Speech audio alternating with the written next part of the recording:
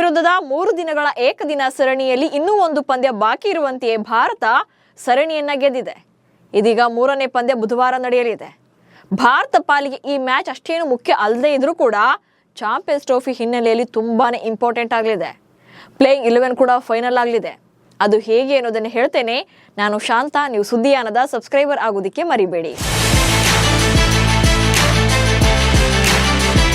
ICC champions ಟ್ರೋಫಿಗೆ ಇರೋದು ಇನ್ನು ಒಂದೇ ವಾರ. ಫೆಬ್ರವರಿ 19ರಿಂದ ಮಹಾ ಕದನ ಶುರುವಾಗಲಿದೆ. ಆದರೆ ಅದಕ್ಕೂ ಮುನ್ನ ತವರಿನಲ್ಲಿ ನಡೀತಾ ಇರುವಂತಹ ಭಾರತ ಮತ್ತು ಇಂಗ್ಲೆಂಡ್ ನಡುವಿನ ಸರಣಿ ಮುಕ್ತಾಯದ ಹಂತಕ್ಕೆ ಬಂದಿದೆ. 3ನೇ ಪಂದ್ಯ ಬುಧವಾರ ಅಹಮದಾಬಾದ್ನಲ್ಲಿ ನಡೆಯಲಿದ್ದು, ಈ ಪಂದ್ಯಕ್ಕಾಗಿ ನರೇಂದ್ರ ಮೋದಿ ಮೈದಾನ ಸಂಪೂರ್ಣವಾಗಿ ಸಿದ್ಧವಾಗಿದೆ. ಈ ಪಂದ್ಯವನ್ನ ಗೆದ್ದು ಸರಣಿಯನ್ನ ಕ್ಲೀನ್ ಸ್ವೀಪ್ ಮಾಡಿಕೊಳ್ಳೋಕೆ ಭಾರತ ರೆಡಿಯಾಗಿದ್ರೆ, ಕೊನೆ ಪಕ್ಷ ಒಂದು ಮ್ಯಾಚ್ ಆದ್ರೂ ಗೆದ್ದು ಇಂಗ್ಲೆಂಡ್ ಮರ್ಯಾದೆಯನ್ನು ಉಳಿಸಿಕೊಳ್ಳೋಕೆ ನೋಡ್ತಾ ಇದೆ. ಬಿಸಿಸಿಐ ಕೂಡ ಈ ಪಂದ್ಯದ ಮೇಲೆ ಕಣ್ಣಿಟ್ಟಿದೆ. ಆಟಗಾರರ ಪ್ರದರ್ಶನದ ಮೇಲೆಯೇ ಚಾಂಪಿಯನ್ಸ್ ಟ್ರೋಫಿಯ ಪ್ಲೇಯಿಂಗ್ 11 ಕೂಡ ಸೆಟ್ ಮಾಡಿಕೊಳ್ಳುವಂತ ಮೆಗಾ ಪ್ಲಾನ್ ನಲ್ಲಿದೆ. ರೋಹಿತ್ ಕಮ್ ಬ್ಯಾಕ್, ಕೊಹ್ಲಿ ಮೇಲೆ ಎಲ್ಲರ ಚಿತ್. ಟೀಂ ಇಂಡಿಯಾ ಈ ಮೈದಾನದಲ್ಲಿ ಕೊನೆಯದಾಗಿ 2023ರ ಏಕದಿನ ವಿಶ್ವಕಪ್ final ಪಂದ್ಯವನ್ನಾಡಿತ್ತು.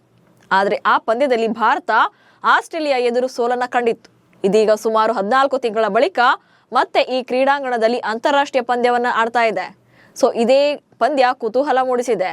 Team India captain Rohit Sharma ಕಟಕ್ನಲ್ಲಿ ನಡೆದಂತ 2ನೇ ಏಕದಿನ ಪಂದ್ಯದಲ್ಲಿ ಭರ್ಜರಿ ಕಂಬ್ಯಾಕ್ ಮಾಡಿದ್ದಾರೆ. ಸೆಂಚುರಿ ಸಿಡಿಸಿ ಅಬ್ಬರಿಸಿದ್ದಾರೆ.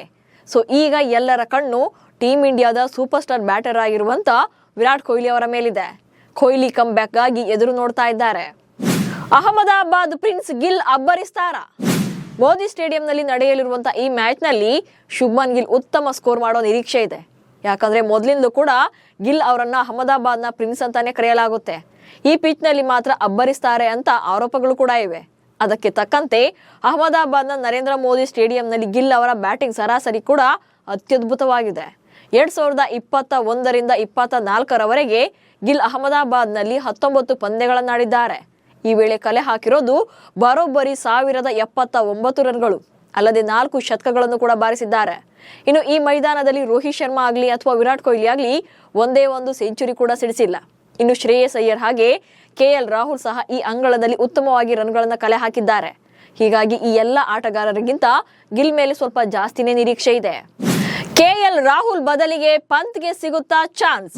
ಇಂಗ್ಲೆಂಡ್ ವಿರುದ್ಧದ ಸರಣಿ ಆರಂಭ ಆದಾಗಲೇ ಕೆಎಲ್ ರಾಹುಲ್ ಮತ್ತು ರಿಷಬ್ ಪಂತ್ ಇಬ್ಬರಲ್ಲಿ ಯಾರನ್ನ ಪ್ಲೇಯಿಂಗ್ 11 ಅಲ್ಲಿ ಆಡಿಸೋದು ಅನ್ನೋದೇ $1 ಮಿಲಿಯನ್ ಪ್ರಶ್ನೆಯಾಗಿತ್ತು. ಆದ್ರೆ ಅಂತಿಮವಾಗಿ ರಾಹುಲ್ಲೇ ಆಡಿದ್ರು. ಆದ್ರೆ 3ನೇ ಪಂದ್ಯದಲ್ಲಿ ಪಂತ್ರನ್ನ ಕಣಕ್ಕಿಳಿಸುವ ಸಾಧ್ಯತೆ ಇದೆ. ಅದಕ್ಕೆ 2 ಕಾರಣಗಳಿವೆ. ಒಂದು, ಕೆಎಲ್ ರಾಹುಲ್ ಅವರು ಮೊದಲ 2 ಪಂದ್ಯಗಳಲ್ಲಿ ಚಾನ್ಸ್ ಸಿಕ್ಕರೂ ಕೂಡ ಉತ್ತಮ ಸ್ಕೋರ್ಗಳನ್ನ ಮಾಡಿಲ್ಲ. ಮೊದಲ ಪಂದ್ಯದಲ್ಲಿ 2 ರನ್ಗಳನ್ನ ಕಲೆ ಹಾಕಿದ್ದು ಬಿಟ್ರೆ ಸೆಕೆಂಡ್ ಮ್ಯಾಚ್ ನಲ್ಲಿ 10 ರನ್ ಅಷ್ಟೇ ಗಳಿಸಿ ಔಟ್ ಆಗಿದ್ರು. ಇನ್ನು 2ನೇ ಕಾರಣ ಪಂತ್ ಮೇಲಿನ ಪ್ರಯೋಗ. ಟೀಂ ಇಂಡಿಯಾದ ಮಿಡಲ್ ಆರ್ಡರ್ ನಲ್ಲಿ ಎಡಗೈ ಬ್ಯಾಟರ್ನ ಕೊರತೆ ಇದೆ. ಹೀಗಾಗಿ ರಿಷಬ್ ಪಂತ್ ಅವರನ್ನ ಮಧ್ಯಮ ಕ್ರಮಾಂಕದಲ್ಲಿ ಕಣಕ್ಕಿಳಿಸುವಂತ ಸಾಧ್ಯತೆ ಇದೆ.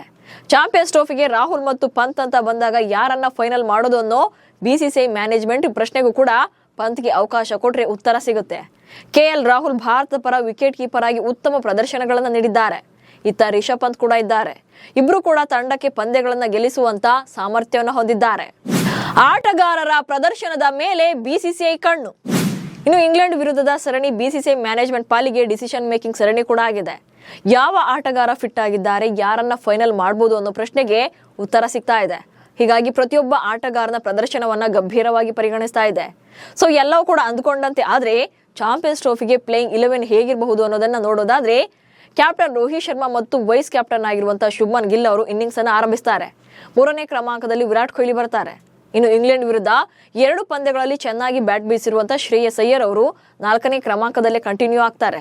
ಹಾಗೆ 5ನೇ ಸ್ಲಾಟ್ಗೆ ಎಕ್ಸ್ಪೆರಿಮೆಂಟ್ ಪ್ಲೇಯರ್ ಅಂದ್ರೆ ಬೌಲಿಂಗ್ ಆಲ್ರೌಂಡರ್ ಆಗಿರುವಂತಹ ಅಕ್ಷರ್ ಪಟೇಲ್ ಅವರು ಬರಬಹುದು. ಪಟೇಲ್ ಕಳೆದ 2 ಪಂದ್ಯಗಳಲ್ಲಿ ಇದೇ ಸ್ಲಾಟ್ ನಲ್ಲಿ ಚೆನ್ನಾಗಿ ಆಡಿದ್ರು. ಹಾಗೆ 6ನೇ ಕ್ರಮಾಂಕದಲ್ಲಿ ಕೆಎಲ್ ರಾಹುಲ್ ಮತ್ತೆ ಮುಂದುವರಿಯೋ ಸಾಧ್ಯತೆ ಇದೆ. ಆನಂತರ ಹಾರ್ದಿಕ್ ಪಾಂಡ್ಯ, ರವೀಂದ್ರ ಜಡೇಜಾ, ಕುಲ್ದೀಪ್ ಯಾದವ್, ಮೊಹಮ್ಮದ್ ಶಮಿ ಮತ್ತು ಜಸ್ಪ್ರೀತ್ ಬುಮ್ರಾ ಆಡಬಹುದು. ಬಟ್ ಇಲ್ಲಿ ಬುಮ್ರಾ ಆಡ್ತಾರಾ ಅಥವಾ ಇಲ್ವಾ ಅನ್ನೋದು ಈವರೆಗೂ ಕೂಡ ಕನ್ಫರ್ಮ್ ಆಗಿಲ್ಲ. ಸೊ ಬುಮ್ರಾ ಕಂಪ್ಲೀಟ್ ಆಗಿ ಫಿಟ್ ಆಗದೇ ಇದ್ರೆ ಬೇರೆಯವರಿಗೆ ಚಾನ್ಸ್ ಸಿಗುವ ಸಾಧ್ಯತೆ ಇದೆ. ಹೀಗಾಗಿ ಇಂಗ್ಲೆಂಡ್ ವಿರುದ್ಧದ 3ನೇ ಪಂದ್ಯದಲ್ಲಿ ಆಡುವವರ ಮೇಲೆ ಬಿಸಿಸಿಐ ಕಣ್ಣಿಟ್ಟಿದೆ. ಇನ್ನು ಕೊನೆ ಪಂದ್ಯ ನಡೆಯಲಿರುವಂತಹ ಮೋದಿ ಮೈದಾನದ ಬಗ್ಗೆ ಹೇಳೋದಾದ್ರೆ ಇಲ್ಲಿ ಒಟ್ಟು 36 ಪಂದ್ಯಗಳು ನಡೆದಿವೆ. ಮೊದಲು ಬ್ಯಾಟಿಂಗ್ ಮಾಡಿದಂತ ತಂಡ 19 ಸಲ ಗೆದ್ದಿದ್ರೆ 2ನೇ ಸಲ ಬ್ಯಾಟಿಂಗ್ ಮಾಡಿದಂತ ತಂಡ 17 ಸಲ ಪಂದ್ಯವನ್ನ ಗೆದ್ಕೊಂಡಿದೆ. ಇದೀಗ ಬುಧವಾರ ನಡೆಯಲಿರುವಂತ 3ನೇ ಪಂದ್ಯ ತುಂಬಾನೇ ಕುತೂಹಲ ಮೂಡಿಸಿದೆ. ನಮಸ್ಕಾರ.